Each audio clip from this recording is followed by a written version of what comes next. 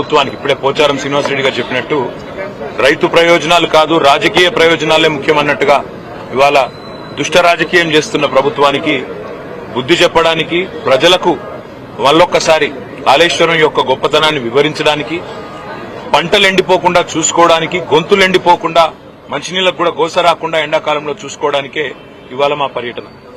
మేడిగడ్డ అనేది ఇప్పుడే పోచారం గారు చాలా స్పష్టంగా చెప్పారు. కాళేశ్వరం ప్రాజెక్టులో 3 బరాజులు, 15 రిజర్వాయర్లు, 21 పంపింగ్ స్టేషన్లు, దాదాపు 1500-1600 కిలోమీటర్ల ప్రవాహ కాలువలు, 270 కిలోమీటర్ల సొరంగ మార్గం, ఇదంతా కలిపితే కాళేశ్వరం. ఇవాళ మా ప్రయాణం మొట్టమొదటిగా ఈరోజు మేడిగడ్డ, తర్వాత అన్నారం పోతా ఉన్నాం. తదనంతరం రాబోయే రోజుల్లో అన్ని రిజర్వాయర్లు కూడా సందర్శిస్తాము, అన్ని చోట్లకు కూడా పోతాము.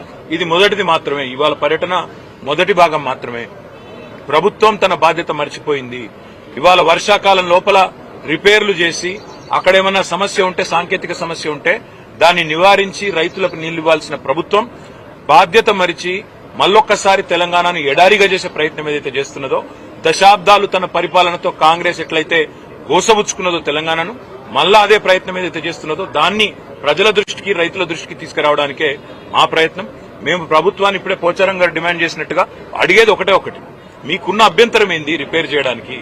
బాధ్యుల మీద చర్యలు తీసుకోండి, మేము కాదనట్లేదు. తప్పు జరిగితే బాధ్యుల మీద చర్యలు తీసుకోండి, ఏ రకమైన ఎంక్వైరీలు వేస్తారో వేసుకోండి, కానీ మా మీద కోపం రైతుల మీద తీర్చుకోకండి.